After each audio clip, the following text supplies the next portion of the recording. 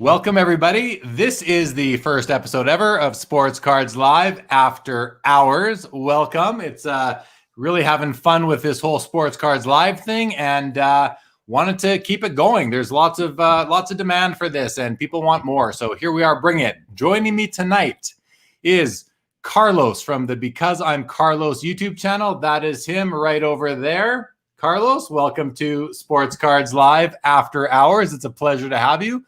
I mean, let's face it, we've been sitting here chatting for 15, 20 minutes already, so I can say how you doing tonight for the benefit of the viewers, but let's do it. How are you doing tonight? It's later for you. What is it, 12:30 where you are? Well, it's completely different than yesterday, Jeremy. I'm totally not wearing the same shirt that I was a few hours ago when I did this already, but no, it's been good. I've actually enjoyed today. Today's was a pretty comfortable day leading into the first stream, and then when I knew we were going to be doing this thing, I thought, that's cool. Why not? Yeah, do it later on. You did a stream earlier. You had on Chris from CRT Sports Cards, and Chris is kind of the de facto face of Topps Project 2020. That's how I take him. I've been watching his videos really since, probably since about card number 65 or 70 in the Topps Project 2020. I started buying those cards, and those are them right there, kind of up behind me on the ones that you can't really see because they have the light reflecting off them. But those are Project 2020 cards, and I picked up a whole bunch. I started at card 61. I just missed the good stuff, actually, or the lower print run cards. Well, it could be worse. You could have started buying after the shore like I did.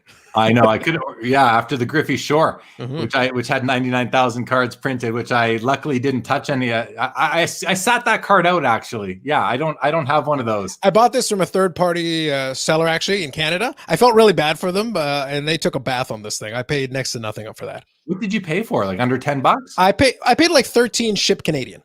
Yeah. So compared to what it would have cost you from Topps and waiting for shipping and all that stuff, like you didn't feel good at the end of it, and I kind of felt bad for it. But I get a chuckle every time I look at this thing. Yeah, for sure. So guys, I mean, this is the first time we're doing it. I'm going to be honest. When I had the idea to do this after hours thing, it really came because of the viewers, Paul Cashman in particular. You know, you guys enjoying the regular episodes, but there's only so much we can talk about with the guest, with the scheduled guest. And I thought, you know what? I watch Big Brother. I'll admit it. Me and my wife, we watch the TV show Big Brother. I've been watching it for years, and they do their after dark thing. And I just kind of had the idea. I thought, well, why don't I just do like an after hours show, much more relaxed? Like I'm totally planning on just being children. I'm going to sit back. I'm not going to rush things. I'm going to talk a little bit slower, maybe even a little bit quieter, and just relax and enjoy an hour hanging out with you guys. And I thought, it'd be nice to bring on somebody to hang out with. So I brought on Carlos, because we were chatting earlier today, and I said to Carlos yesterday, I said, I'm going to do this after hours thing. Yep. What do you think? He said, it sounds great. You should do it. I said, I think I'm going to bring on a guest, but I kind of want to bring on a guest from the audience, from the regular show. And I don't know how I'm going to pick somebody, because I don't want to bring somebody on who's going to come on and not be a good guest. So, I thought for the first one, I'm going to start with somebody I know and I trust, because Carlos and I, we've known each other for quite some time through the hobby, sort of indirectly, but ever since I've started up the show and you have your show, and I've said it again, guys, I have it on the ticker right now. His channel is Because I'm Carlos. If you're not already subscribed or watching, please check him out. One of my favorites. I watch it all the time. So much fun. So I thought, you know what, Carlos, come join me and let's just see what happens with this. But going forward, I want to bring on other guests. I want to bring on kind of like someone from the audience. So Legion, for example, Tim Marin, D. Cabral, Jason Pringle, any of you guys who are in there right now, if you want to come on this with me next Saturday night, let me know. And I'll bring you on. Maybe I can bring on two of you. Maybe I can add someone on right now. I can send someone the link to this studio and we can get one of you guys on right now. I'm open to it. I mean, see, now he's getting excited. Now he's getting crazy. I like it. Yeah, right. Let's just play it by ear. What I'm most excited about is being able to just chill and not have to run a show, because I love running the shows, the regular Sports Cards Live. I love it. It's a blast. It really is. I've said it before. It's like I get a rush from it because there's just so much action. Paul says, I was up at 4 to go to work, had a nap. So you took a nap so you could stay up for this, Paul. That's awesome. You're Paul. You're the inspiration for after hours. I got to tell you. So, but let's see who's here for now. Just because we always do it, it's kind of, let's see who we got. Tim Marin. He actually made that post before we went live. Yeah. Well, I'm not a West Coaster, Tim. I'm just No, you're an East determined. Coaster. I'm in Calgary, Alberta, so I'm in Mountain Standard Time. It's 10:35 p.m. for me right now. Carlos, you're in Mississauga, just outside Toronto. That's right. It's 12:35 a.m. for you, so it's late, but you're a night owl, so you were willing I'm just to come getting join warmed me. up. I got like another 14, 15 hours. We're going. You're good to go. You're good to go. Legion's in the house. Charles says good morning. Good morning. I don't know who this is. If you want to put your name in the comment or go to streamyard.com/Facebook and hit that big blue button, I'd love to know who you are. Legion says the Chris is a great resource, great content. Yeah, I don't use his website that much because I've stopped buying the cards, to be honest. But I love when he was doing his daily videos, I was watching them every day because they were so consumable at 15 minutes, easy to watch every morning. He got it and he gets them out so quick, it seems like. And that was something I didn't get a chance to talk to him as much as I would have wanted to, but like what I kind of laid out for Jeremy is that we did have a good chat after, and there's a good possibility I will probably bring Chris back at least once, if not maybe twice, looking at when we get to like the 3/4 mark and probably like a post-mortem.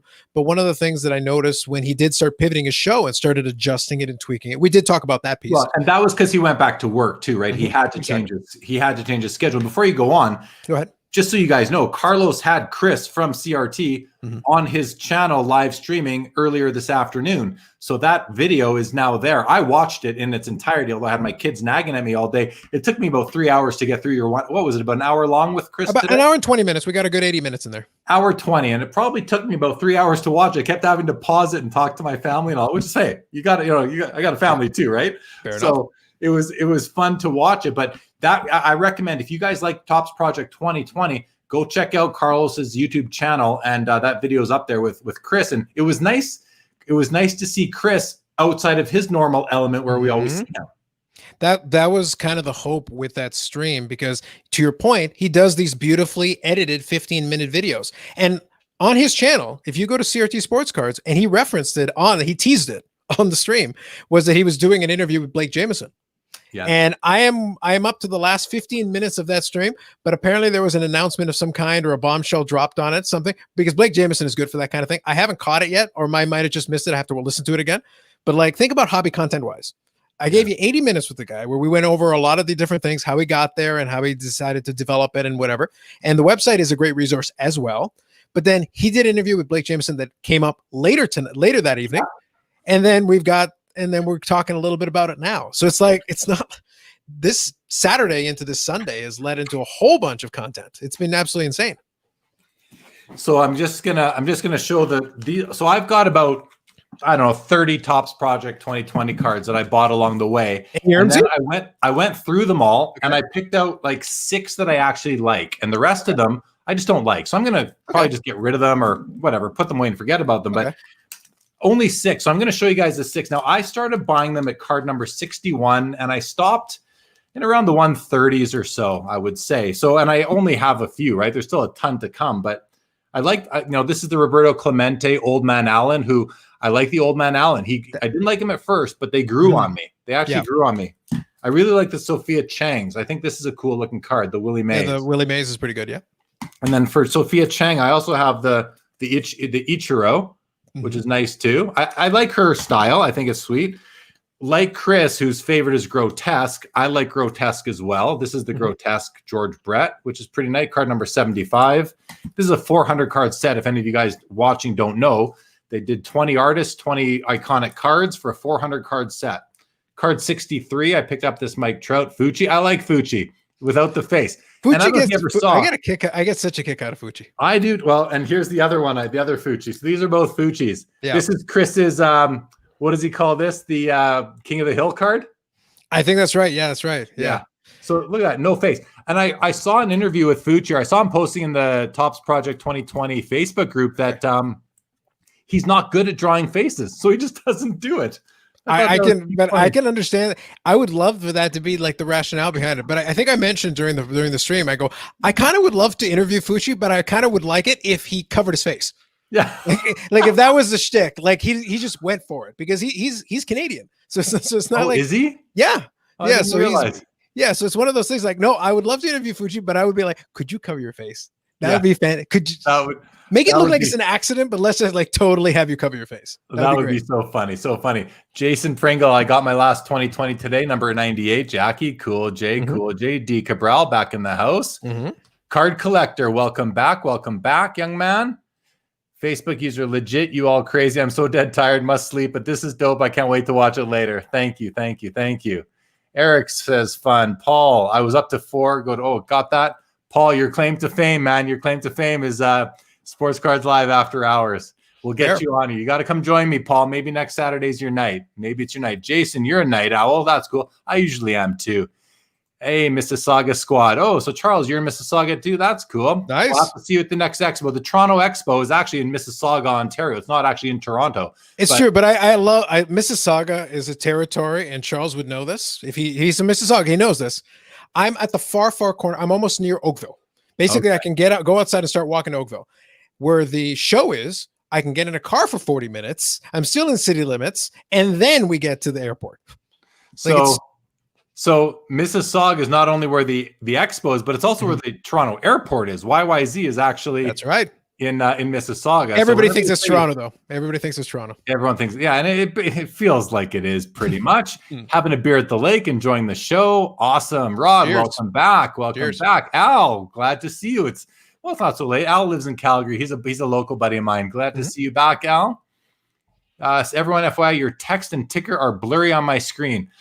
I cannot. That could just be a rendering thing, Al. It sometimes takes a little while for YouTube to go. You might want to refresh the browser. That might help. Okay. Thank you for that, Carlos. Good.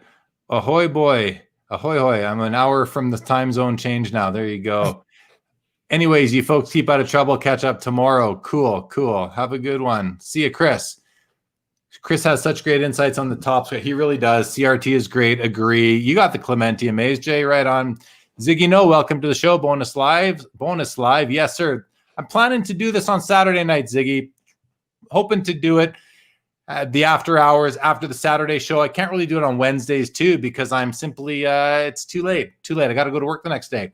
BM, you sent me a message on my Instagram. Thank you. I will get to that and ship those cards out to you in the next few days. Charles is in Oakville at my dad's house. Charles is another he's a youngster. Charles is probably what are you, Charles? 14, 15 years old. And he collects all he collects is vintage hockey, like old vintage hockey at 14, 15 years old. At some point, not today, but at some point, ask me again about how I got into vintage, and I can give you a story that relates to that. Okay, we will do that. We will do that for sure. Can't wait for the next expo. Yeah, no doubt. Al G says thanks for the tip. That's pretty cool. Mm-hmm. Chris, Project 2020 intrigues me. Should be interesting to see how it will. And you know what? And that's go watch Carlos's episode with. We talk about exactly that. You talk about that exact point. What are we gonna? Chris speaks to what he thinks we're gonna be looking back, how we're gonna be looking back on Topps Project 2020 in 2, 3, 4, 5 years from now. Mm-hmm. But let's talk a bit about the show I just did on the regular Sports Cards Live with Tony. Mm-hmm. I mean, because I think part of the benefit of this after hours is to sort of debrief the episode with somebody like yourself, Carlos, who you were kind enough to make yourself available tonight. So thank you again. No worries. Charles turned 15 a couple months ago. Trust me, if I ever get to that story, it plays. You're well within the wheelhouse. That's more my collecting backstory I haven't revealed yet on my channel. Well, I look forward to hearing that. Mm-hmm. So we had on Tony Sirianni from Upper Deck just about an hour ago there. We went about 2 hours with Tony, and I thought, in my opinion, I thought the show went pretty well. I think thought so. That, he was a good guest. He's thoughtful in his responses. Mm-hmm. I like that, he was willing to take all even some of there wasn't really any too controversial or challenging questions. The one I thought might have been the most challenging was Rod's question about who makes the decision about, maybe taking a hit out of a product year over year, maybe, which in some collectors find reduces the value of the break, etc. I thought it was good. Tony handled that question pretty well. What I really liked, though, was that he's a collector. Mm-hmm. He went to school with a vision of landing a dream job working for a card company. So when he said that he went to the National in 2015 and he, spent a few days buying, selling, trading cards, but then he spent one day really just out there trying to find a job hunting at the National. I mean, how much fun would that be? And he ended up getting it. Randy from Upper Deck remembered him, sent him a message few weeks later, and didn't know why he was even calling him back, but called him back anyway. My point is that it's just nice to know that these guys who are making these cards for us, for the hobby, that they're collectors too, and they're passionate about it, and they're open to hearing what we have to say. And that is verified by them coming on the show. I mean, I call these guys up, and I call them, I text them, I message them, however I get in touch with them. I've only been said no to like twice ever by guests. The one guest that said no to me, I think was nervous to come on the show. Fair. I'm not going to fight that. The other person that said no to me, well, didn't say no, just said maybe another time, was the guy who won the LeBron James rookie card. The night that card sold, I had the idea let's do a special episode. And then I had the idea, I'll bring Carvin back on, and then I'll bring on the guy who bought the card. So I sent him a message saying, hey, here's me. Here's what I do. Here's a link to the channel. You willing to come on? At first he said, yeah, sounds good. And then he's like, actually, no, I got to wait to figure out what I'm going to do with the card. And then he's like, actually, maybe another time. I said, fine. I didn't push it. I brought on Josh Johnson from Cardboard Chronicles instead, who has a LeBron James exquisite card. Yep. And Carvin came on, and we had an amazing episode. Probably the number one watched episode I've ever done was that special episode on that Monday night. Now, can I interject here for a second? Yeah, please. I think I'm in a general agreement with you. I think one thing that helps, and this is something that I think folks, hopefully by this point, watching your show have gotten the general gist of it, is that you have done a very good job over a long time networking. This is one of the jokes that I give to Jeremy and I give to anybody else, is I've enjoyed toiling away in obscurity kind of in the hobby world, where I've been lurking. I've been on Hobby Insider since 2006, but you won't see posts from me, at least not for years and years. You have to go back in the archives and dig. Because I didn't spend a lot of time posting, but I watched and I observed, and I know folks that are on that message board that are regulars, the Steve Angels of the world. I know those people because I would hang out and we'd chat and whatever. I was around, but it was one of those, part of the reason Jeremy and I know each other is not so much because we've talked a lot face to face until recently, but we have a ton of mutual friends. Yeah. I was chatting and making fun of a meet earlier today. So it's like, or yesterday, but the point is that like we have mutual friends. So it's a lot easier to get into conversation with people. It's like, well, I don't know you personally. I know people who do know you. I know people who talk to you on a regular basis. But bringing it back to the show, that networking thing also means that it's a little bit easier when it's not a cold call from a stranger. The reason why I was so excited that Chris agreed to come on is that he didn't know me from Adam. I had to kind of go and I had to reach out cold and just be like, hey, love the show. I would love to talk to you about this. And we were able to go a little bit back and forth and arrange something. We were able to put it together. How did you where did you contact him? Email. Oh, good old fashioned email. It was one of those things. He has his email on his thing for his website and on his channel. And I just sent a message to him and just basically laid it out and said, hey, I would love to talk to you about that. I basically told him what I wanted to talk about. I said, I'd love to talk about this, this, and this. Here's my channel. Check it out and let me know. Yeah. So, like I was saying, I reached out to the buyer of the LeBron card, and he, after a few back and forths, the funny thing was that when I found out who he was and I saw his Instagram handle, he was already following me on Instagram. Perfect. However that happened. So I thought, great. It was very easy then to reach him. He, I wrote him a message and he was back to me in 5 minutes. Like he got back to me right away. It's been so far with Sports Cards Live, I guess, when I started it, I thought to myself, I didn't really know what I was going to do with it. I didn't know what it was going to turn into. It turned into this completely unintentional and unplanned. I don't have any experience doing this before April of 2020. None whatsoever. But I did say to myself, I got to come out with a bang. I got to come out with a guest that's going to bring some eyeballs to the show. And I thought, well, who better than Carvin Chung, the man who invented Exquisite and the Cup? And he's a friend. We've been buddies for a long time. So he was easy to get in touch with, and he was more than happy to come on. And I think that really is what helped. That decision to bring him on as the first guest, I think, is what paved the way and helped turn Sports Cards Live into what it's become. Yes. Which is really an interview show with hobby industry insiders as well as collectors. I like to balance it out. But really a platform to bring information and bring the human aspect to the cards themselves and the industry itself. So I didn't plan for this at all. I thought I'll bring on Carvin, and then the next episode, maybe I'll just go on myself. I don't know what I'm going to do. Maybe I'll just go on and sell cards. But it just organically became this thing. And the more people I reached out to, the more I realized it was easy.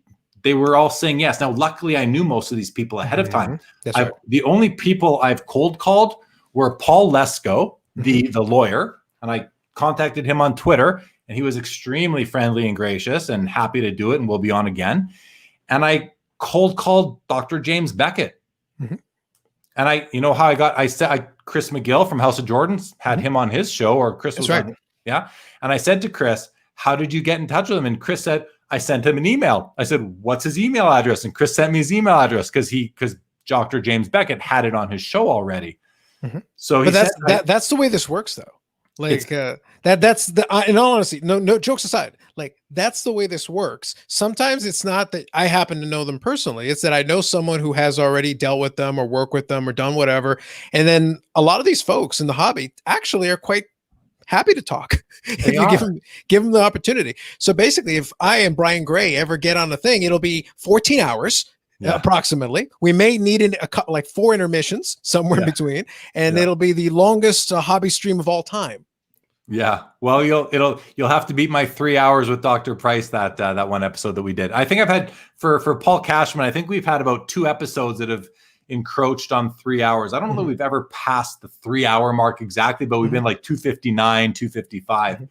But I sent Dr. Beckett an email, like literally 5 minutes after getting his email address from Chris. I sent him an email. He writes back to me in like 15 minutes. Hello, Jeremy. Would love to come on your show. And I'd like to repay the favor and ask you to come on my podcast. I said, oh, hey, this is great. He's going to come on my show and I'm going to go on his podcast too. That's awesome. I mean, dream come true for a kid like me who grew up, just like all of us, reading these magazines every month and waiting for them to come. So really, I mean, not that I plan to during after hours here to talk about the how Sports Cards Live came about or any of this, but that's the beauty of what we're doing right now is this freestyling, having Carlos on with me. We can talk about whatever we want right now. I really don't want to have any sort of structure to it, but who knows? Over time, as we keep doing this, perhaps there will be a little bit more structure in terms of little segments. So and I'll talk about it right now. A couple of things I'm thinking about doing in this after hours thing is, first of all, I do want to have somebody on screen with me. So again, Carlos was kind enough and available to join me the first time tonight. Makes it a bit easier for myself, a bit more comfortable, just a little bit more relaxing to have somebody and not have to do all the talking myself. And Carlos can talk. Trust me, Carlos can talk. I'll just sporadically interrupt. I've been resisting so far. The first part, it's like, I'm just going to start interrupting you, but please continue. It's funny because as the viewers know, every episode I do, I meet up with that guest before the episode. And it's either the night before or 2 nights before. And it's gone. Those meetings have gone from, like with Ken Golden, it was like 25 minutes and he had to run because he's a busy guy. But I've had them go for 2 hours where I've sat with a person for 2 hours and we're just getting to know each other a bit better, kind of what are we going to talk about and that sort of thing, just to really build out the agenda. But if you think about it, for me, this show is twice a week. That makes it 4 nights a week for me that I'm actually doing these in the studio, talking to people. But in terms of having a guest on, I don't want to have to plan out weeks ahead. Who am I going to have on this Wednesday, this Saturday? I just want to do it kind of spur of the moment. And with you, I think I asked you as I was on my way to pick up my dinner tonight, just a few hours ago. It was highly organized, Jeremy. It was basically Facebook ping, reply. I gave you my number. You called me, and then we worked out some of the logistics on the phone in about 10 minutes, and then you went to go get your food. Exactly. I was actually the reason why I got off the phone with you when I did is because I pulled up to the restaurant. I was just about to pick up our dinner. So Saturday night is takeout or pickup for us, or delivery, or whatever. Right. Pretty much my wife, she's a great cook. She cooks dinner 6 nights a week. Saturday I'm in charge. So we unless I'm making my tacos or my tuna melts, we're picking up some dinner. So we did that. But so the guest thing for after hours, I do want to have somebody with me, but I kind of wanted to make it, my original idea was, okay, I'm going to do a wild card sort of thing. During the regular episode on Saturday, I'm going to say, okay, guys, if anyone out there wants to come on after hours with me, let me know in the comments, put your name in there.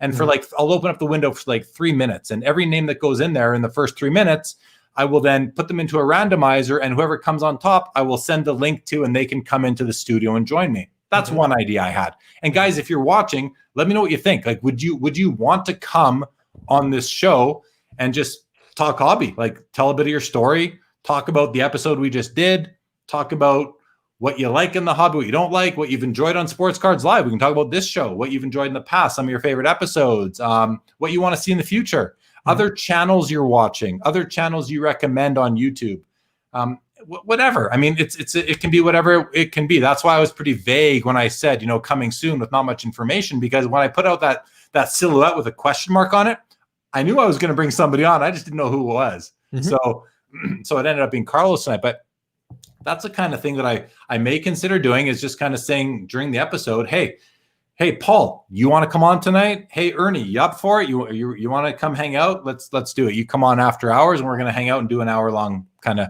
chilled out, pretty for the most part, kind of formatted episode.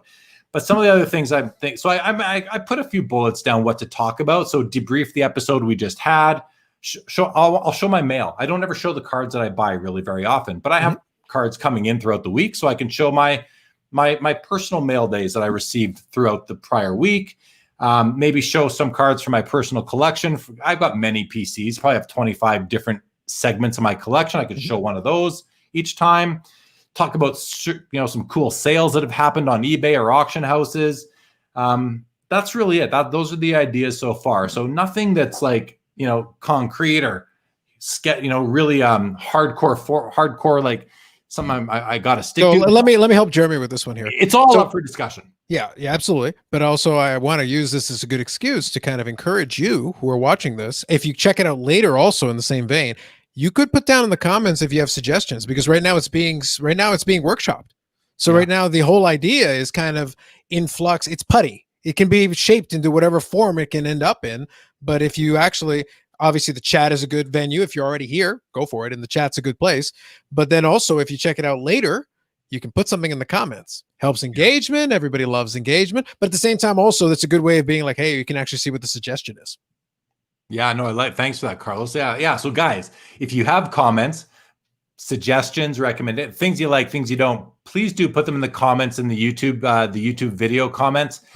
And even better than the chat, because and Carlos, you know better than I do, because you were just telling me this YouTube has an algorithm. It likes certain things. It likes when people hit the thumbs up button. It likes when people leave comments.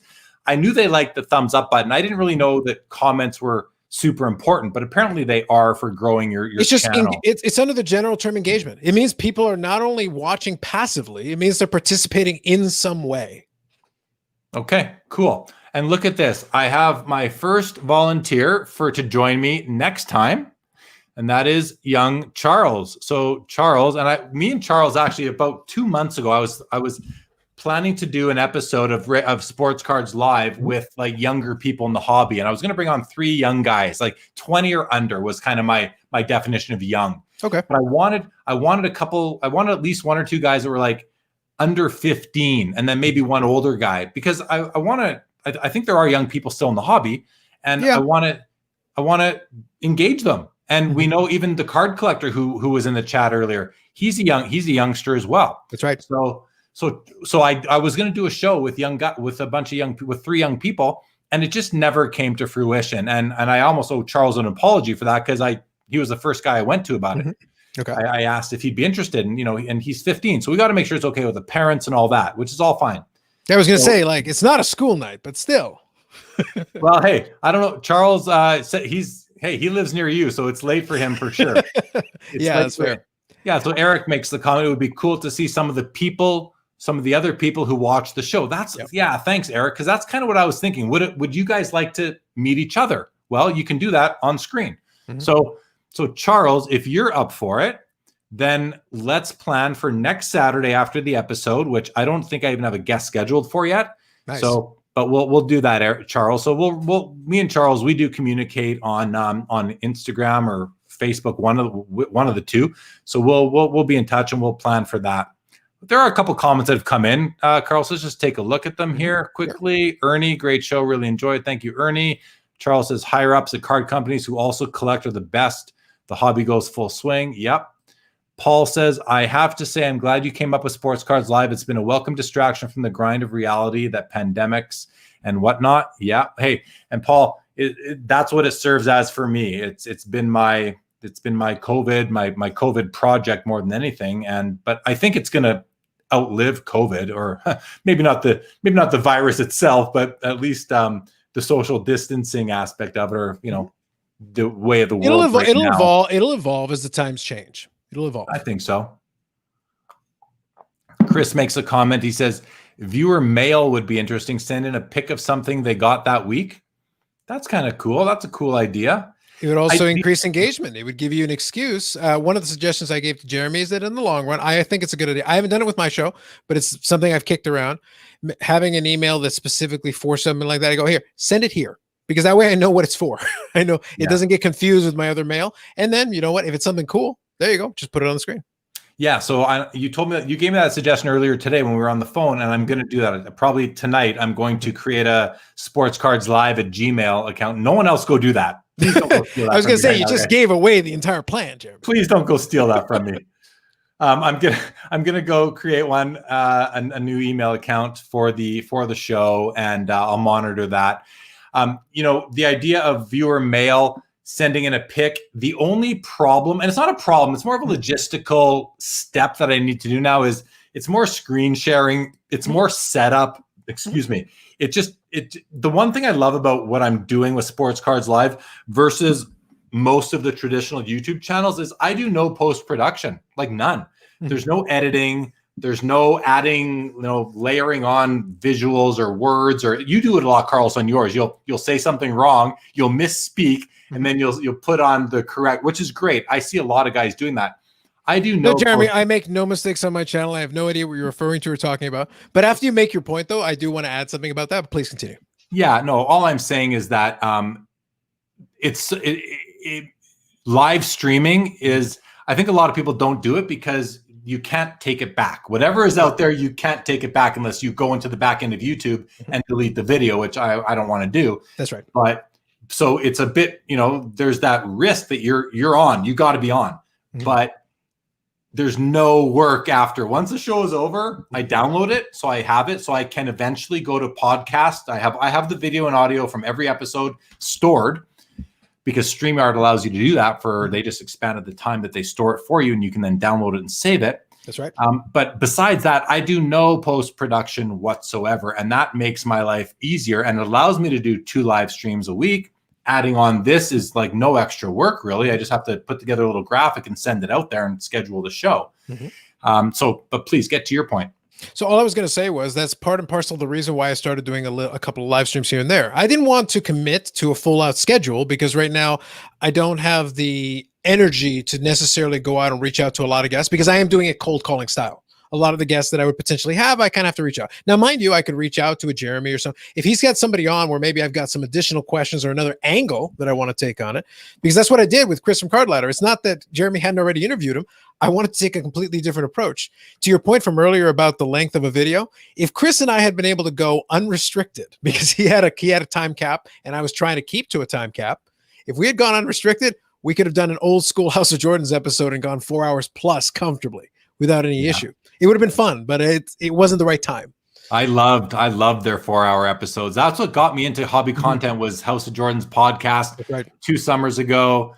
I was going for this nightly walk back then. That was an exercise phase I was in. I was going for a nightly walk for like 40 minutes, and I would listen to 40 minutes at a time, and it would take me 3 or 4 walks to get through the whole episode, but they were only putting out one every couple weeks at the time, I think. So it was enough to get me through, and then I couldn't wait for the next one. Couple comments for a minute here. Let's just see what we have.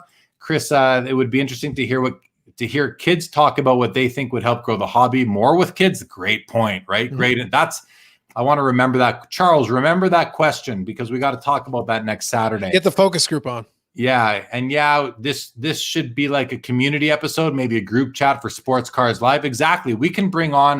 I can actually bring on up to like StreamYard, which is the studio we use. They just expanded and I'm a premium member, so I pay a monthly fee to do this show.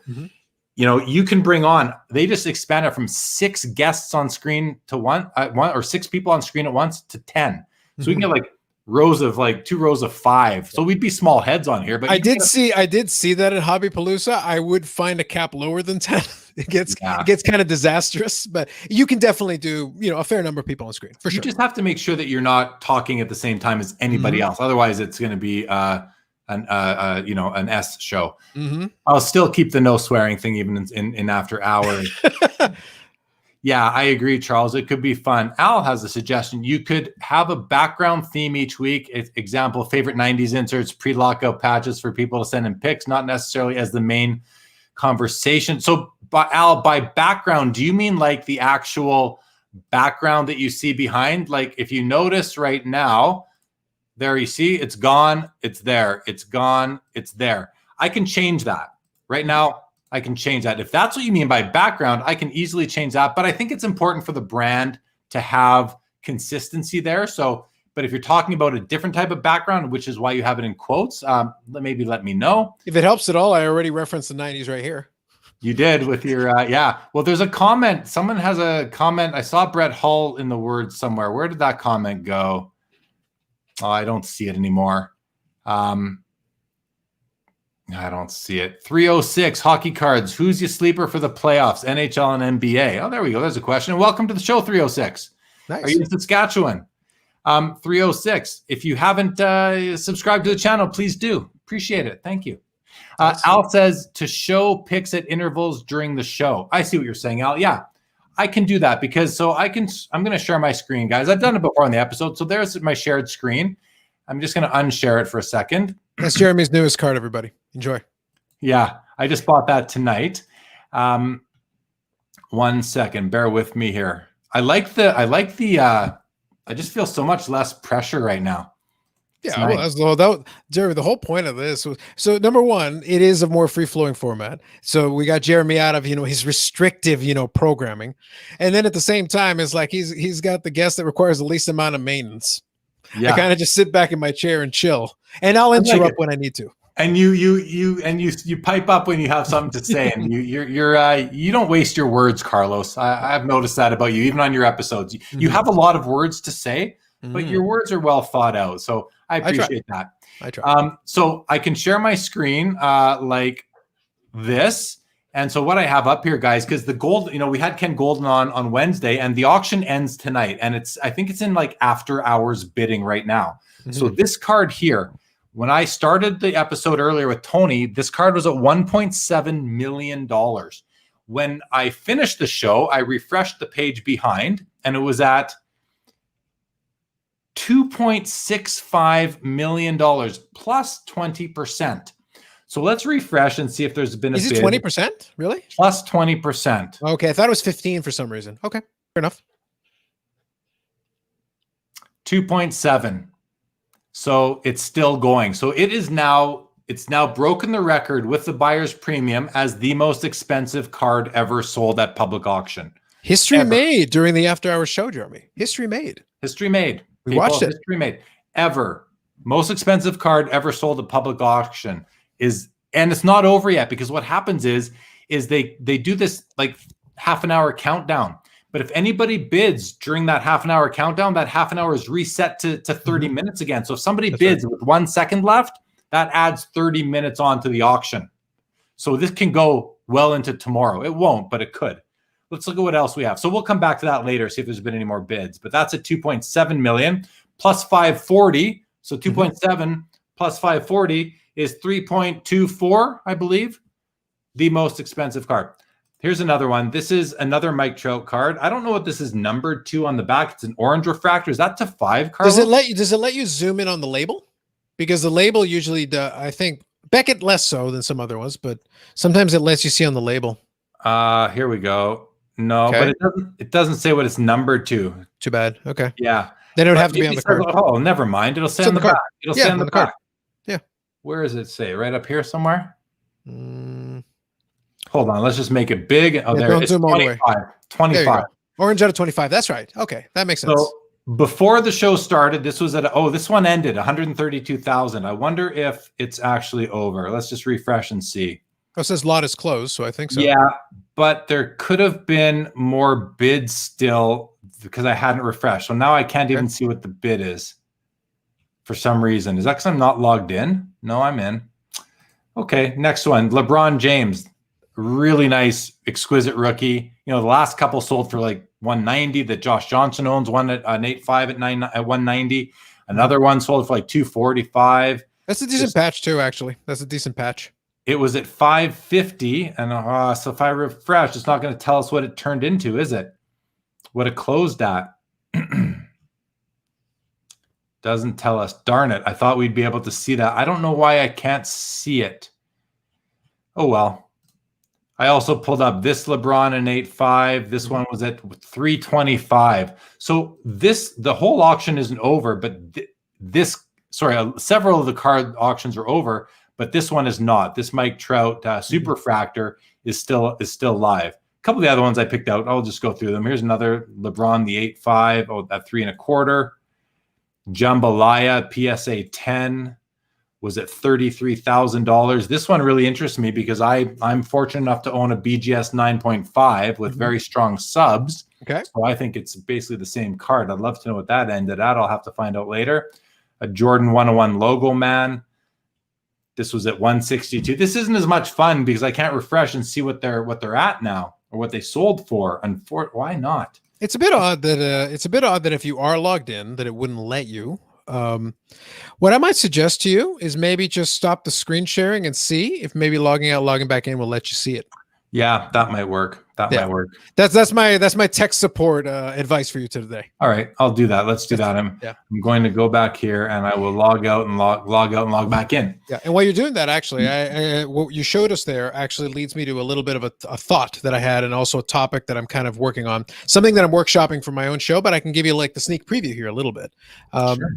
Because it's one of the things that I'm observing. For basketball, I'm definitely seeing it. For football, I'm definitely seeing it. One of the most interesting things for me right now is watching what happens, and this plays off a conversation I had with you as well, where we were talking about baseball rookies.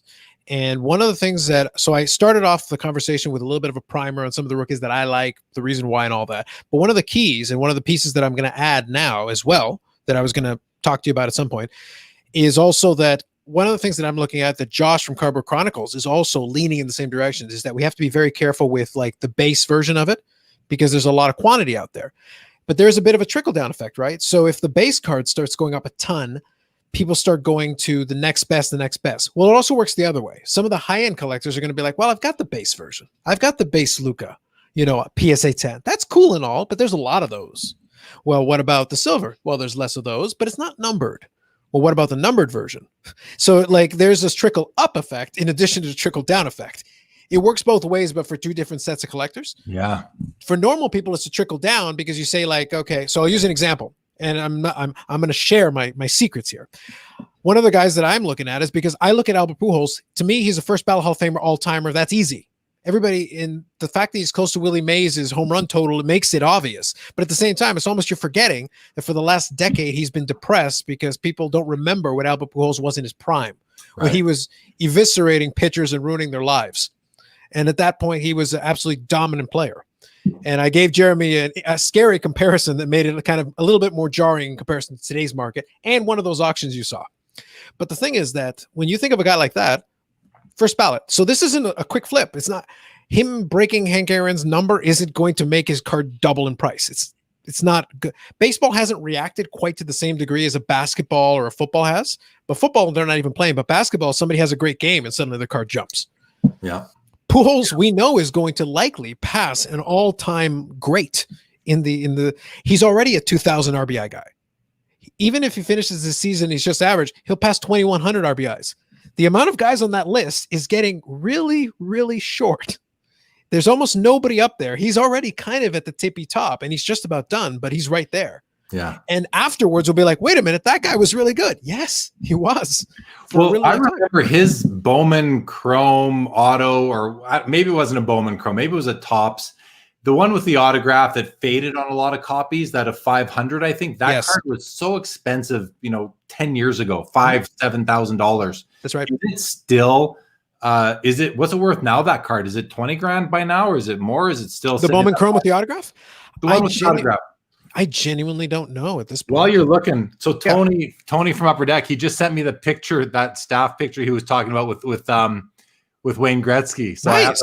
Yeah, share it. Why not? yeah, no, sure. it's just on my phone. He just texted me the picture. Oh, gotcha.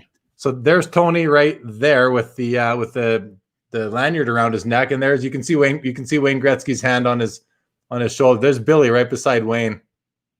Pretty funny. That'll be a good picture to show later on. That's some upper. I guess that's all upper. I recognize a few of the people in the picture, but not. I only recognize Billy, Tony, and Josh Zeusman, but I don't recognize anybody else there. So I'll tell you something, Jeremy. Right now, I was able to find the Pujols. This is the Bowman Chrome. This is the Bowman Chrome autograph, right? Yeah. Okay. Out cool. of 500. I'm certain it was out of 500. Okay, cool. So what I can do actually for you is in the chat, I'll actually give you a link to one.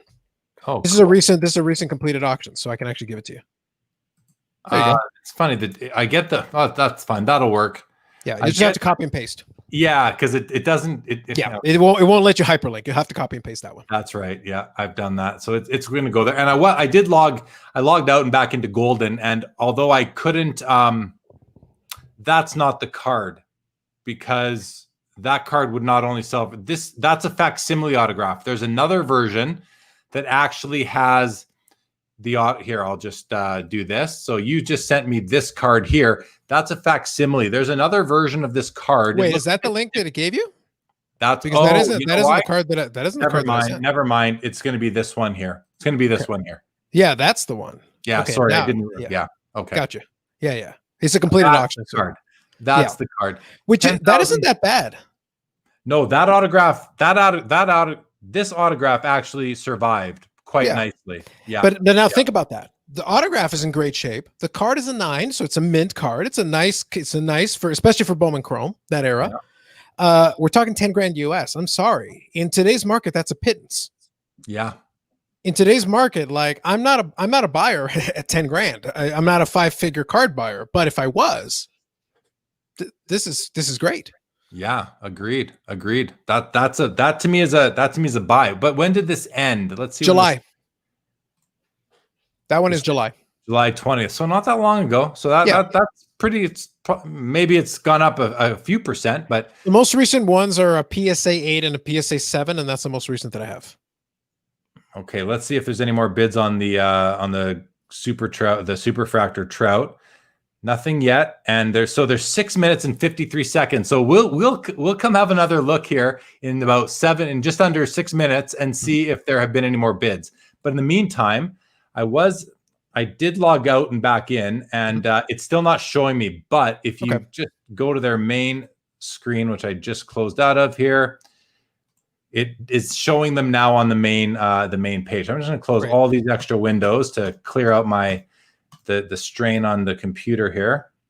Those are his first pair of Air Jordan 1s.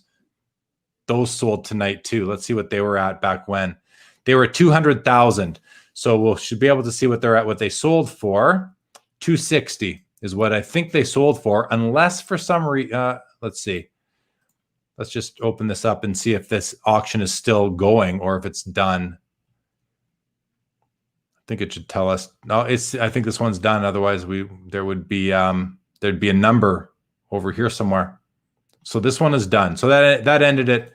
Those shoes ended for. It's a $260,000 pair of shoes, guys. Hey, why not? Why not? But I want to go back to the main page here. Yeah, I'm going to close this guy, and I'm going to close this guy now. So the Trout's at 2.7. The Nolan Ryan PSA 10 sold for $500,000. That's a big number. It is. Yep. The LeBron James, that one right there, the BGS 9.5 rookie out of 99 sold for $900,000. That's a big number. I mean, that's awesome. That's awesome. $900,000. Wow. What else? There's the PSA 9 Hank Aaron went for $170,000, which feels like a bargain, relatively speaking. Somewhat, right? This MJ 101 logo man autograph sold for $172,000. Here's a BGS 8.5 exquisite that sold for $450. This card is interesting because Josh Johnson from Cardboard Chronicles owns this, not this exact copy, but he owns, is this out of 23? This is out of 23. Never mind. This is a gold out of 23. So this This is basically the same card that sold at Golden Auctions last time for 1.8 million, but that was a BGS 9.5. This is an 8.5. So there's your price differential from a BGS 8.5 to 9.5, 450,000 versus 1.8 million dollars. Now let me throw something out at you based on that right there that you just said. What I said a moment ago about the trickling up and trickling down effect also applies to graded cards. Because if you think about a high-end card, you know, of course, everyone would love like the pristine. Everybody would love like a, you know, PSA 10, of course. But then what happens is if you get priced out of it, you start looking, well, what's the 9 going for? What's the 8 going for? Oh, the 8.5 or whatever. And it's in the high end, trickle down. In the lower end or something that's like fairly common for high-end collector, trickle up. So what you're noticing is those, I would say everybody, just start paying attention for that phenomenon because it's something I've looked at and something I definitely want to talk about more later on. That'll be me sitting there for an inordinate amount of time. I'll draw pictures or something. It'll be great. Sounds good, man. No, I think you're right. That's interesting trends to keep an eye on. Yep. This Connor McDavid, PSA 10, RPA at a 99 from the Cup, sold for $61,000. That's a pretty healthy number. Yep. For a hockey card. For hockey, it's good. For hockey, it's strong. For hockey, it's strong for sure. Let's see what's going on over here for a minute. 3 minutes, 20 seconds. Let's give this a refresh, see if there's been any more bids on this. There haven't. And I think what's going to happen is if there's another bid coming, it's going to come in the last second. It's the guy's trying to outweight everybody else. And if it comes, I mean, this card is already the record. It's already set the record for the most expensive sports card sold at public auction. That's pretty cool. Now I don't know if you see it in the comments, dear Jeremy. I've got a feed up of the thing going on here as well.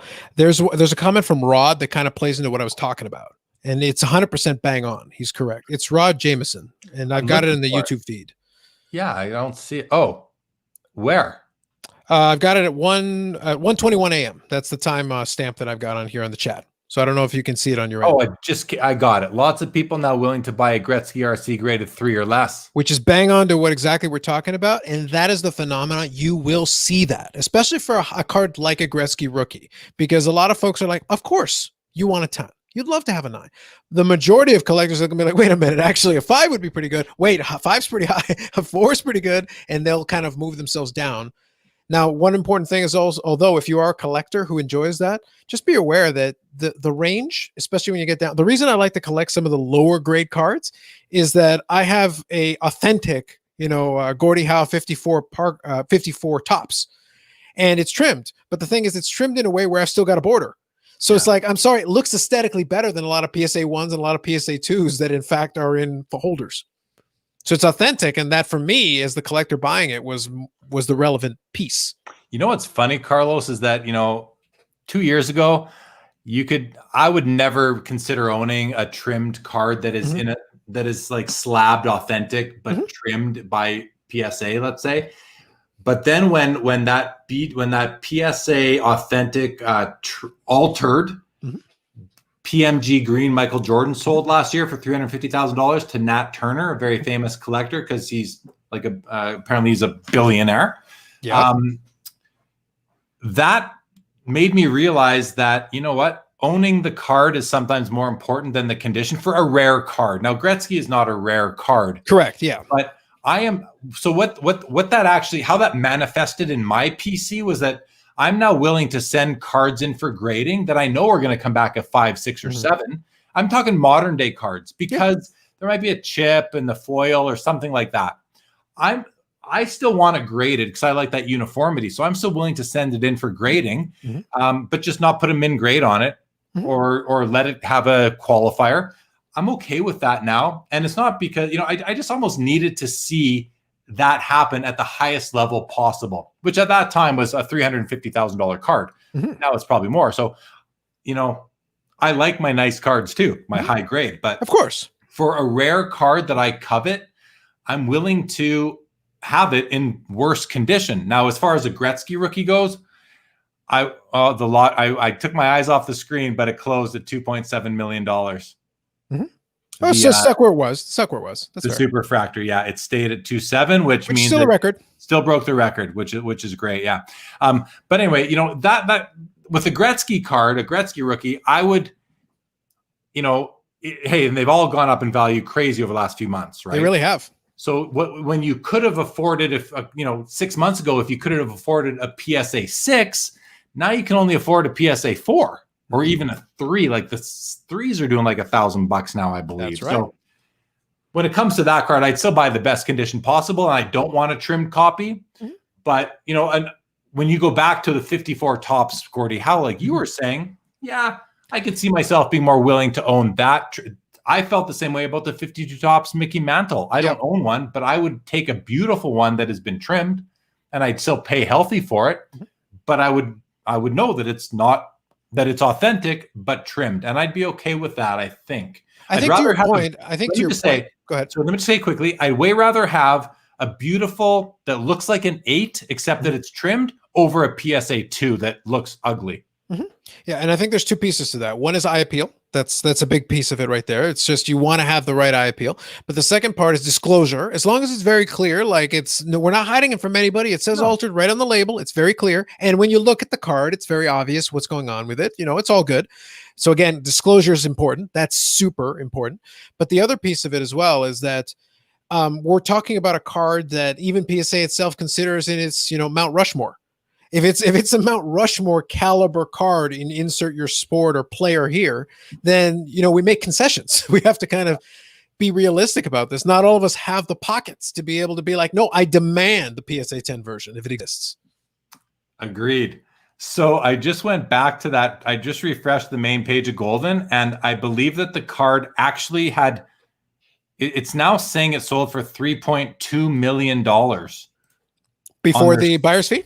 No, 3.2 even. Here, I'll show you. Sure.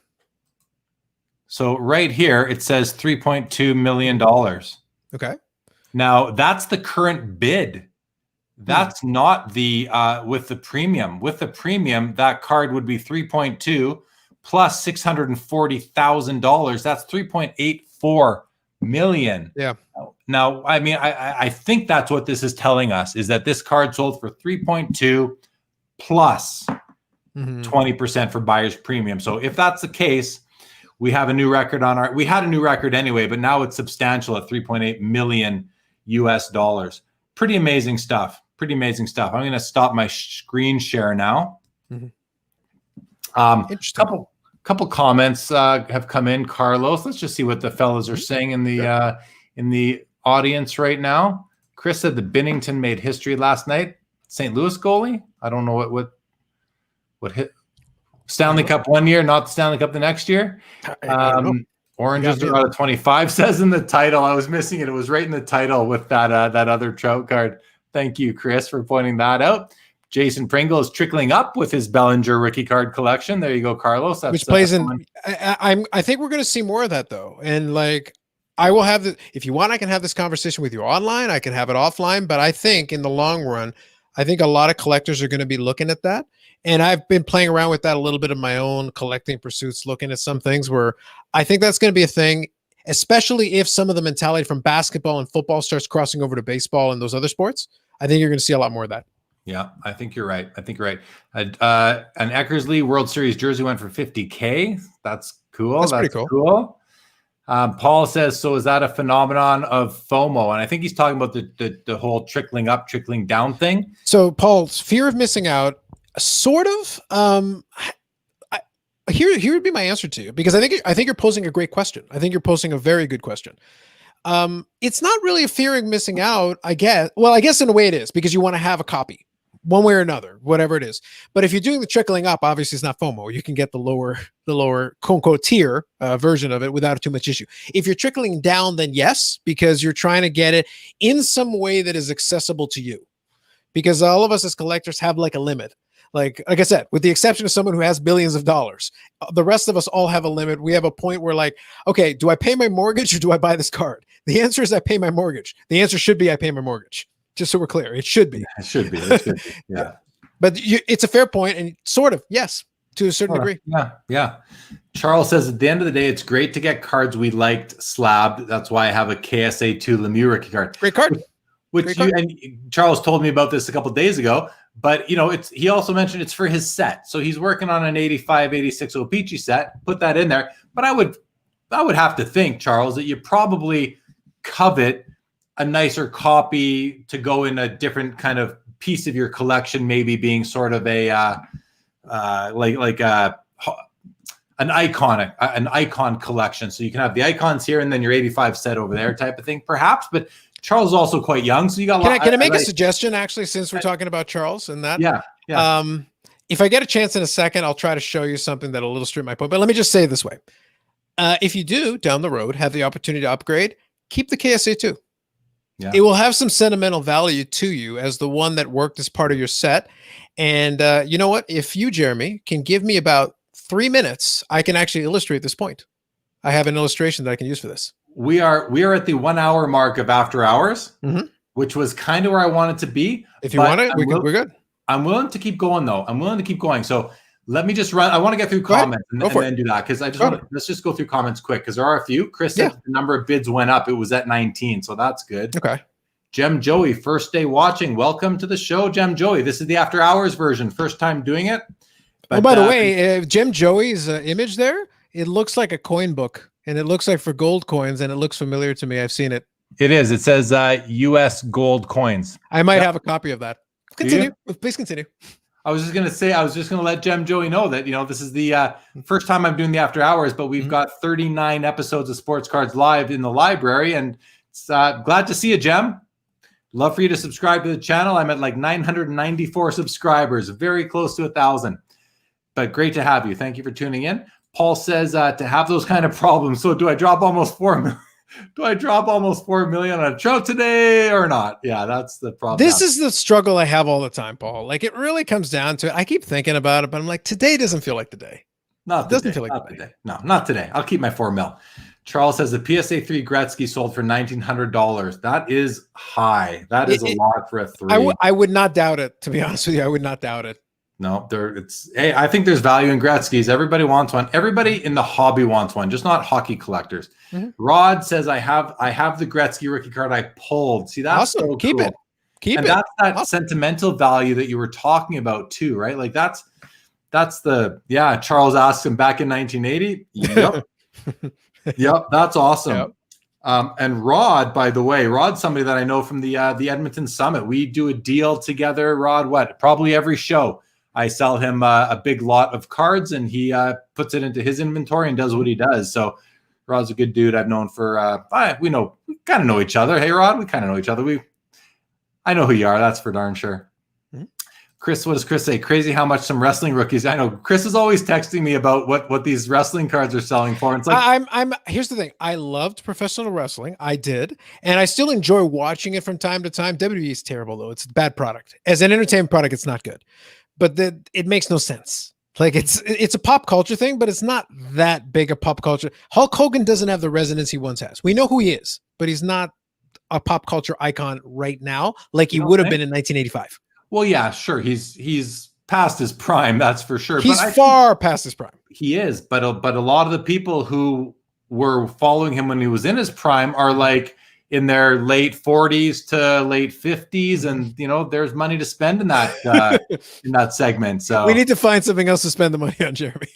I don't have any wrestling cards in my collection, but I think a Hulk Hogan would be the one that I would consider buying, because I liked him. I only watched wrestling for like 2 years when I was a kid. Sure. And then I doesn't interest me, but Rod says every show. Yes, Rod, every show we pretty much do a deal. That's right. That's right.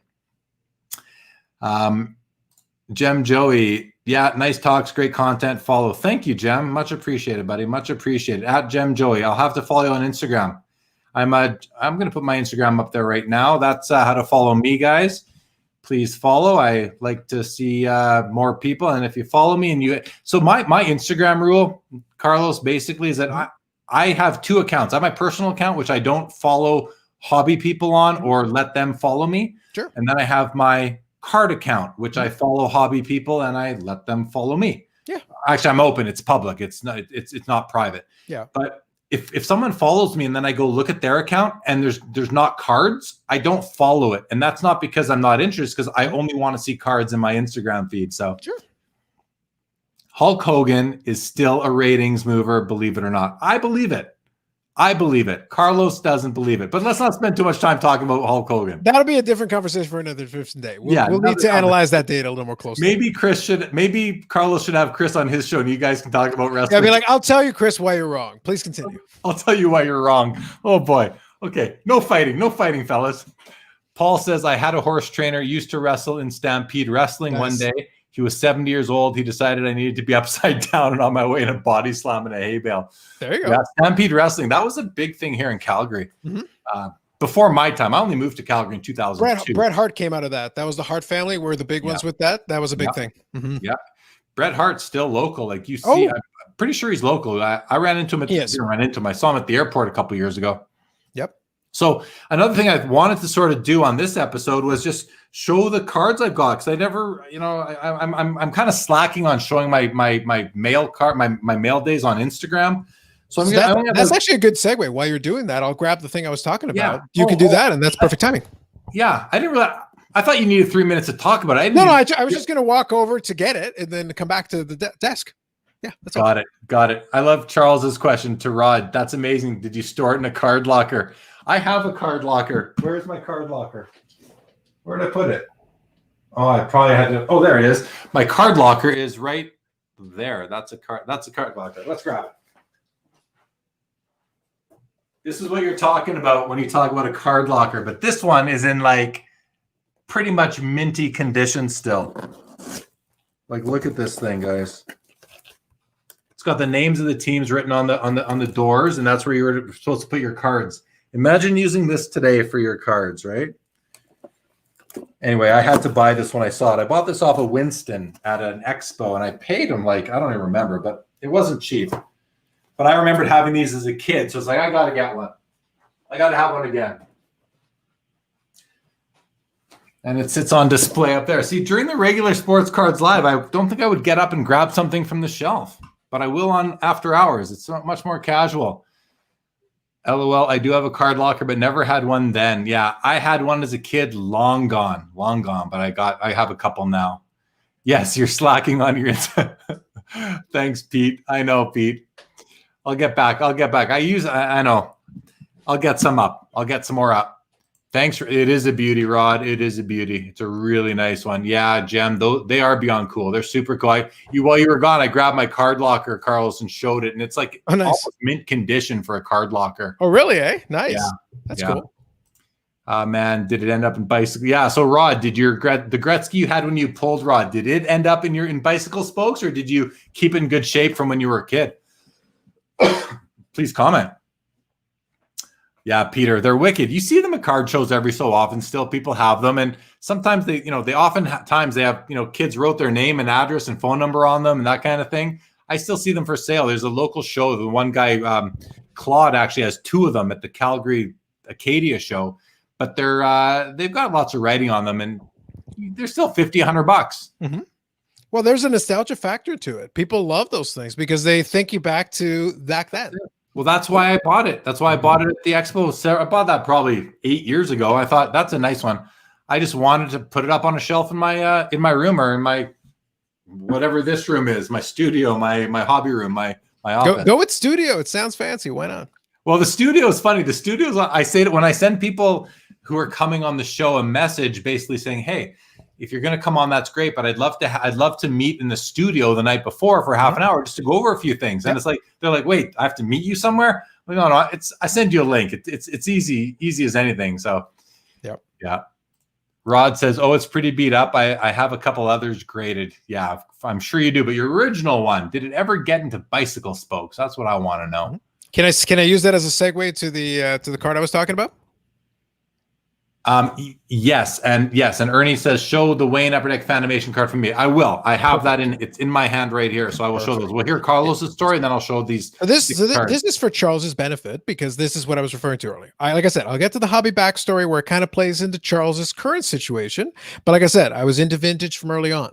Now, I did a top 10 cards in my collection recently. I did a video on my channel, and this was one of the cards I did. So this is a 54 Bowman Mickey Mantle. So that's a PSA 1. It's still in pretty nice condition. It's a little off center, but it's a clean looking card. I like it. I'm a big fan of it. Okay. That is not the first 54 Bowman I've ever had. I have the other one still with me. So this one is the other 54 Bowman. Okay. Is that a baseball card? It still is. You better believe it. Wow. It's got tape. It's basically been taped together. You want to talk about bicycle spokes? This thing has been run bicycle scopes, run over by the car, run back over by the car, but it is still a 1954 Bowman Mickey Mantle, just the same. This was the first one I ever got. I got this back in 1998. So this is 22 years ago, before Charles was born, before he was even a concept. And the thing, Charles, I bought this for $35 from a hobby buddy of mine back then, $35 US. Put them beside each other. Let's see them beside. Let's just see. And by the way, this is a PSA 1, quote unquote, a poor card. So But technically both of these are the same grade. That's crazy because that's a strong one versus what would be a very weak one, of course. Correct. Yeah. But this is why I'm trying to say to everybody, do not reject and throw away the PSA 1. Both of these are ones. They're on opposite sides of the spectrum, but the one spectrum is open. Good point. Good point. I still keep this because this still has sentimental value. I bought this for $35 22 years ago. It stays in my collection, but this is the one that I keep day to day. This is the guy. Yeah. No, that's why I thought it was worthwhile as an illustration and a good one for Charles. Keep the other one. Keep the KSA 2. It's fine. Enjoy. I love that you kept it. That's awesome. That's awesome. So Rod, the card never made the spokes. That's good. That's good. Legion says 54 Bowman is one of my favorite sets. Beautiful layout. It's a solid one. It's a good one. I'm about 30 cards away from finishing that set. And when I do, I'll do a display on that. That'll be my third 50 set completed. Wow.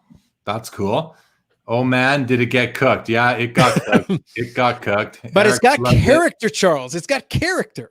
Yeah, he likes your story. So does Jay. So does Jason. So here are the cards that are on my desk today. Actually, I do have a vintage card. So I'll tell you the story about that after, but it's a quick story. So first of all, I showed this one quickly in the episode with Tony earlier, but I collect this set. These are from 2014-15 Upper Deck masterpieces, and this is a parallel. It's a thick card, 130 point. Nice. Or maybe 180, actually. A nice 3-color small window for the patch, but a nice patch. It's like 153 cards in the set, and I think this puts me at number 1 at 123. So I still need 30 cards. And I've been working on it really since about 2016, 4 or 5 years now. And I don't know if I'll ever finish it, but I hope to. But it's fun. It's a fun long-term project. Here's the Gretzky Fanimation that is out of Goodwin, Tony's product. I bought this card because I like Fanimations. They grade well, and it's Wayne Gretzky, and it's from Goodwin. So it has him in a All-Star jersey, which I thought was pretty cool. But it's an older, like you can tell he looks old in the picture. It looks like he's like today, really. So anyway, it's Fanimation. It was cool. I picked that up. And then I like these Sub-Zero Golds from Upper Deck Ice. And the rookies are out of 24 and the veterans are out of 8. So I've picked up the Jack Hughes out of 24. They're pretty cool. They changed them. In prior years, they were acetate. Now they're cards with a really cool surface pattern on them, that gold kind of paper they're using. I think the point was made during the initial Sports Card Live, but I will say I'm in agreement where I think we need to move a little bit less towards the memorabilia, include memorabilia, but scale it back. But why don't you come up with some ideas? Come up with some stuff that makes it look aesthetically interesting and make that your chase card for a while, because it's a hell of a lot easier to sustain than it is to buy more memorabilia. It's so hard to find good stuff. And that was acetate. That acetate seemed to be that type of thing. And they went with it for a long time. And I think they're still, but they're doing other things. This is cool. This is from 2015-16 Fleer Showcase, one of my favorite products.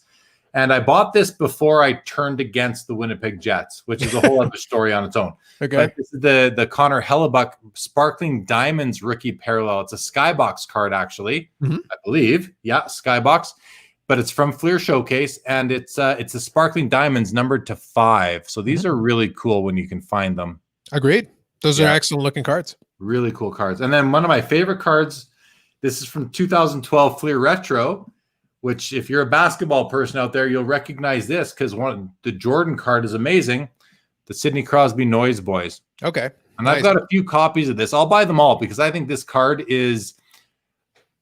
I just think it's undervalued. I think I just bought this on eBay, earlier this month for, I don't know, under $40. And to me, this card is ripe to see some value changes, but I just like it. So I buy them when I see them. And then the last card I'll show, it's on my desk. This is a card I've had for a long time, but I went through my collection back in probably June before the virtual expo. Mhm. And I basically decided I was going to, well, I'm losing what's the word when you go through things to get rid of them? I was. Oh, you were consolidating. Trimming it down a bit. Yeah, there's another word I'm not thinking of, but that's okay. I was trimming it down and I pulled out cards I didn't think I needed anymore. And one of them, and they go in a box, right? They're behind me. They go in a box and it didn't sell. I had it for sale. It didn't sell. So a couple of days ago, I went back through and I basically went shopping in my own inventory. And I decided I'm keeping this card now. So this card's going back from my inventory back to my personal collection where it's been for a long time. Sure. And it's on my desk, so I'm showing you guys. It's the only other card on my desk right now. And it's a 1951 Parkhurst Doug Harvey rookie in a Nice. PSA 7. So why would I move it in the first place? Well, I just thought I would, and the price tag's under my finger, but I'm not going to show that. So I shouldn't even told you guys. But anyway, it's not for sale anymore, but it's a nice 7 Doug Harvey, and I'm going to put that back in my personal collection. So that was it for my mail for the week. But I'm going to start doing that. I'm going to start keeping the mail from the week on culling, Chris West. That's the word I'm looking for. There's a lot of words, though. You had some good words here, man. That was downsizing, purging. Like Yeah. I said, consolidating is actually the term as well. It's not a bad thing. Consolidating, yeah, sure. But consolidating implies, I think, that you're going to now take the proceeds and go buy something else for your PC. Where this one, I was just willing to sell it for cash and put the cash in the bank and pay the bills. But fair enough. Anyway, I kept it. But culling was the word. Yeah. Oh, I see. You're watching the stream. I forgot. I'm keeping an eye on. Listen, I may not be hosting, but I've still got the habit of looking at the chat at the same time. Yeah. Enjoy the the flurry. So enjoy the flurry. That must be. Is that? Shoot. Oh man, is that Pac-Man? That must be Pac-Man because I bought the flurry from Pac-Man. Okay. Like what kid in 50? Yeah, he's referring to the Bowman card. Yeah, the comment before that was basically, I would love to know the story behind that. Behind the really bad low grade mantle. Yeah, basically this guy. Yeah. And you're right. I have genuinely no idea what happened. I'm sure the bicycle spokes were part of it. I'm sure this thing went through a war. Probably several. And it came out the other side. It's still intact. Like I said, I've had this specific copy myself for 22 years. So it's like, it's been sitting in my collection the whole time. Who knows what happened to it to put it in that sort of condition, right? But it's funny, as Charles says, like, what kid in 54 did that? I mean, who knows? Folded it up, taped it to the wall. There's all sorts of things, right? All sorts of things. Slobs Baseball Collecting, welcome back to the show. Thank you for joining. We're doing the after hours special, first time ever. And if you just joined kind of late, I noticed the viewer numbers are going up right now, so that's awesome to see. Thanks, guys, for tuning in. I'll just tell you again, this is the Sports Cards Live After Hours show. First time doing it. There had been some people asking, I do the regular episode. It's very structured in terms of I kind of just have my system, the way I'm running the show. And then afterwards, I'm ready to keep on to still talk hobby. And I have a few friends that after the show, I get on the phone with a couple guys and I'm sitting there talking hobby with a friend after I've just done the show. It's like, well, why not just do it publicly? Because we're talking about stuff that is good. It's like, good. I should say, I think is interesting. So let's just do the after hours show. Bring on a friend to chat with. Carlos joined tonight, and here we go. So having fun with it. Going to try and do it on the Saturday nights after the regular Sports Cards Live. I do it on the Wednesday too, except I got to work the next day. I do work. So yeah, I got an 8:30 meeting usually on the following day, and it's like, I'm a night owl, but then during Monday to Friday, I'm expected to be at that meeting. you still got to get some sleep, right? You still want to be able to function the next day. So right. But it's easy on Saturday because my wife's long time in bed by the time the first show's over. So when I told her I was doing another show, at first she's like, what? And then I was like, honey, you're sleeping already. You won't even know what's going on. I said, all right. Saturday works because this is pint number 3. Is it? Yeah. Oh, yeah. I refilled my water, Jeremy. Did you? Yeah, I'm actually drinking water, but I don't drink. I'm not much of a drinker actually at all. I probably haven't had a single alcoholic beverage all of 2020. Not that I don't drink, I just don't drink much. Well, then on your behalf, I will keep the beer economy going, Jeremy. Yeah, I will sustain it for you. I will do it for you. I appreciate that, Carlos. I appreciate that. I probably drink you know, in a normal year, I probably have, over the course of a whole year, I would venture to guess I have maybe 30 servings of alcohol over the course of any given year. No, there's nothing wrong with that. It's one of those things. Saturday, I'll chill out. I'll have like a day like today is really nice because it's like during the first stream, I didn't bother with it because, to be honest, it wasn't even dinner time. So I was like, no, we're gonna do what we're gonna do. Mind you, I can do this, and we're gonna keep talking. That's fine. We're gonna keep talking. Yeah, we're at an hour 20. Let's try and kill it in about 10 minutes. But let's see. Sure. A couple more comments from an unknown Facebook user. Says Jeremy, and then says, "What's the #1 card on your want list?" That's a great question. Great question. Tell me your name in the comments, please, so I know who I'm speaking to. And just because I like it, it just makes it more intimate for the show. But there's a few things. So here, let me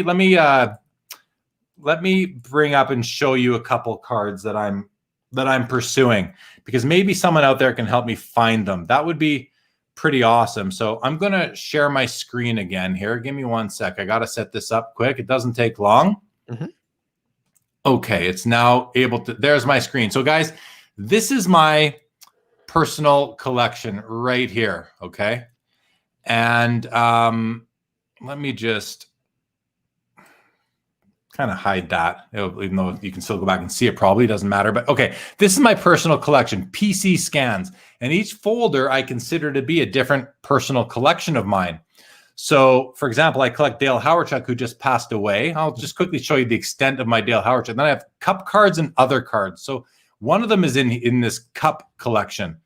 So I've got pretty much all the good 101s that have really ever come out of the cup for him. Like these here, these are all 101s. This is a 101. Printing, these are all, this is a 101. Anyway, lots of nice 101s. But to show you the card that I really want to find that I haven't found yet, and I kind of hoard, look at that, I got like 15 limited logos from that year. So right here, right there, I have all the letters of his name except the C. Hauer, I'm missing the C. These are all like 101s. That's right up there on my want list for sure. Oh, it's Stefan. Okay, hey Stefan, nice to see you. So that's the Hawerchuk card that I want. I also collect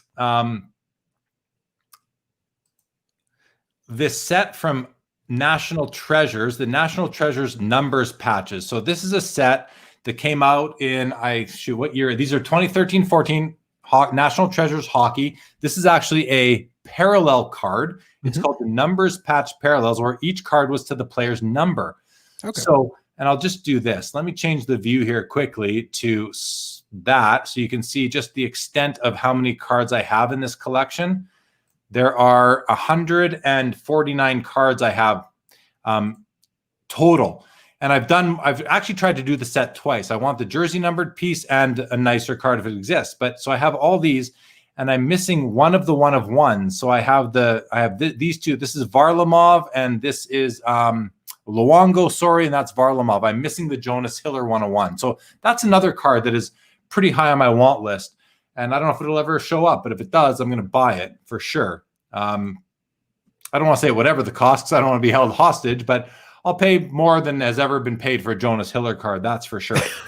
And as far as vintage goes, I collect vintage Hall of Famers as well. So I'll show you my graded baseball collection, which I don't know if I've ever shown on the show before. But yeah, you did. Yeah, I think that was where you showed some of the graded rookies, and I brought up the Willie Mays. That's right, and the Willie Mays. So I have some pretty decent vintage baseball cards. Here they are. And the one that I'm missing that I really want is the Willie Mays. It'll go really nice with my Mickey Mantle 51 Bowman rookie. I think having the 51 Willie Mays to go with it would be really nice. And you can see the collection is made up of really high caliber Hall of Famers. Which Wagner do you have there? What's the top one of the vintage Wagner? Here, I'll just open it up because I don't even remember the name of it off the top of my head. It's from a Sporting News, I believe, or the American Caramel, right. PSA 2, from 1910, which to me is a much prettier card than the T206. The blue background, and even his face looks cooler, I think. Yeah. Can I throw, this is just a random piece of trivia for everybody. If you guys know the T206 Honus Wagner, there's a series called M116. It's Sporting Life. It boasts a portrait that's very similar to the T206 Honus Wagner, available for the fraction of the cost. It's a big card, isn't it? No, it's still kind of a. It's not a tobacco shaped card, but it's a M116. It's a magazine card. The M is for magazine, and it's from a Sporting Life. They were Sporting Life cards, and you can get a Honus Wagner that has a similar portrait to the Honus Wagner for a fraction of the cost. But it's a great looking card. Yeah, very cool. I bought this card from Robert Edward Auctions probably, I don't know, 6 to 8 years ago. And I haven't really even looked to see what its value is now. It's only PSA 2, but the population is like under 20, I believe, for this card overall. They're tough. I'm sure. I bet Chris West is probably fact checking that right now. If you are, Chris, I appreciate that, because I'd like to know what the population is on that now. But for a 2, it's nice. It's got some sort of staining down here, which is really what kind of brings the gray down. Because otherwise, and a bit of some kind of wrinkle here, but otherwise, a beautiful card. The print on it is, the image is just still so sharp. And I figured I'm never going to own a T206. I don't even covet the card really, so that's, to me, is a perfect kind of replacement. Or the T206 Wagner, the T206 Wagner is weird because it's almost like it would be the ultimate card, but at the same time, it's almost like I couldn't keep it in my house. Yeah. Like I couldn't, even for like a stretch of time. Like, it's like, no, I have to leave it in the bank vault or secured facility. Like, it's just worth too much. I can't. Chris, the population of this 1910 E90-2 American Caramel Honus Wagner. I could find it, but I don't want to spend my time while we're live kind of, go navigating the internet. As little as I can anyway. A couple comments. We'll just have a look. Chris also says that there's a big Hiller collector overseas, I believe. Wonder if he has it. Yeah. I wonder. I can tell you the card never hit eBay. That's the one thing I know. So this card is either not yet pulled or was pulled by somebody who just doesn't show it anywhere. Okay. There are 13 2s. Oh, okay. What's the total pop on all of them, Chris? That's not too bad, actually. No. But I want to know the total. I thought the total was lower, 26 higher. So that's not, only 26 higher. So 39 and probably a few lower. So under 50 anyway. That's solid. It's good. Yeah, that's pretty cool. Stefan tells me that nameplate is awesome. I have a few of the Gordie Howe game used letters from Panini Prime. Would be a dream to complete the play. Yeah, I want to complete that Howard Chuck nameplate. But the fact of the matter is, as soon as I complete it, that chase is over. I like the chase. I almost don't care if I never find that Jonas Hiller. Like, I will look for it. It's in my eBay save searches, and I look for it, I don't know, 12 times a day. And it hasn't come up now in 6 years. I'm not going to stop looking for it though, right? That's what we do as collectors. We are on the hunt, which I think is part of what we love about the hobby. So, well, man, listen, we're at an hour 28. I'm good. How about you, Carlos? You enjoy this? Oh no, I had fun. I'm good. Yeah. I'm good either way. I think there's been some great questions, some great interaction. The folks in the chat have been really good. Yeah. I'll quickly throw in. So you got to ask the guests too. Come on, man. You got to do it. So I'll do it for you. Don't worry. I'll host myself. I'll take care of it. But the one area in my Medano collection that I haven't hit on, I've referenced it before, is a Shield card. There may be one on eBay, and it might be why I haven't bought anything this weekend, because now I have to back the Brinks truck up to the damn house because now this idiot put up this stupid Shield card, and now I have to sit there and go like, what's it going to cost me? Oh, is it the one that Gorenstein put up? I don't remember the name, but it's the Dominion one. Yeah, it's the. Oh, no, I'm thinking of a different one. There's one that's ending on Monday, so it's one of the things. Like, I'm sitting there like, no. I just looked at it. I was like, all right, well, no buying on eBay for Carlos. That's it. Yeah. we got to sit here and wait and see what happens. So I don't know what I'm going to do with it. That was my bad. That was poor etiquette on my part. I apologize for not posing that same question to you. No worries. No, I do. I got to keep that in mind, be a better host. I appreciate that. I'm going to learn from that. So thank you. A couple more comments are coming in here. Mitchell Holt, welcome to the show this evening. Where to go? There you are. I've been trying to find the Curry lettermarks you since 2009. Yeah, that's how it goes sometimes, man, right? There are some tough cards, man. There really are some tough ones. But the hunt is fun. To your point earlier, you're right. The hunt is the fun part. But there's those cards. So those cards make sense. They're a memorabilia card. They're tough. But I did a stream a little while ago where we talked about 90s hockey. And there were some underrated, super tough cards to find. And I did some more research after the broadcast where we talked about it. And I'll tell you one card that is shockingly difficult. I talk about the Shield card. There have been sales of the Shield cards over the years. There have been some for Modano and all that over time. There have only been 2 sales for the Z Team Gold. Sorry, for the gold, for the Z Gold. Yeah, and you just showed that. You just got that card. No, I don't have that card. That is not I have the Z. Sorry, I said Z Team, but I actually meant Z Gold. It's a Z Gold. The small one. There's only been 2 sales in it that PWCC shows, and they actually have a pretty extensive record of eBay sales. And there have been like a dozen Shield sales. So what does that tell you about like difficulty? Where it's like a dozen different Shields, but 2 Z Golds in like the entire stretch of time. That's nuts. Crazy. It's crazy. Paul says, good show. Well, Paul, I'm glad you like it. You inspired it, and you got 3.5 hours out of Sports Cards Live tonight. So hope you had fun. Stefan says, pretty wicked vintage collection. Thank you, Steph. And he says, do I have a 71 Barrett Jack Nicklaus? No, I do not. I don't have any Jack Nicklaus cards. I had never even heard of that card. That's a good reference. 61 graded slab. Thank you, Chris, on that Wagner. Thank you so much. Legion, great stream. Thanks for sharing. You're welcome. The PSA chart is a bit strange. Okay, yeah, I can see that because there might have been a couple different backs or something like that, possibly. One trick, though, I would throw out there just for Chris and for yourself as well. We also have to factor in that SGC has only recently refined their population report. SGC is traditionally the go-to for vintage, so there may be some graded SGC that aren't part of the count. Just throwing it out there. Yeah, and I think he was only looking at PSA anyway. Exactly. But yeah. But I do agree, and it's funny. You make a comment that very few people understand. Older people know. But what a lot of people don't know is that SGC was kind of the go-to for vintage before PSA was. Mm-hmm. Yeah, I know. And then PSA just took over. Yeah, it's a good reference for everybody though to understand that. Slob says, "Do I need to worry about humidity in the south destroying my cards?" I think you do. I think you do need to worry about humidity. Can I actually give you a random reference that directly pertains to this? Yeah. I read a book. I'll find the title. If I can find it at some point, I'll share it with everybody. I'll put it in the comments or something if I can find it. There was a book that talked about libraries and preservation of books and things like that. They're talking about this exact thing, paper, like the preservation of paper. And humidity and climate control is super important. So to answer your question, Slob, not like over a weekend, not over a month, not over a year, but over time, yes. Frankly, yes, because all you have to do is think about what happens if the Library of Congress wants to keep a book intact. Do they keep it in humidity? Nope. They keep it in a very dry, cool environment. Dry, cool.